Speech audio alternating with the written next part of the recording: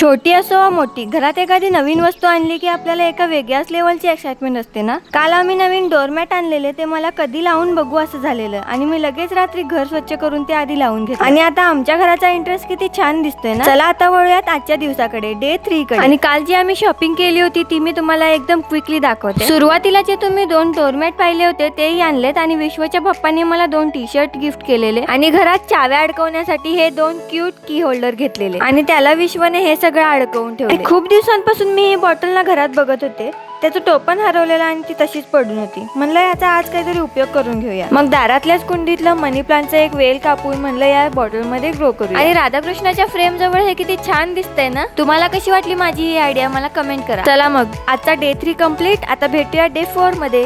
Video आवडला असेल तर लाईक करा आणि चॅनलला सबस्क्राईब करायला विसरू नका. बाय.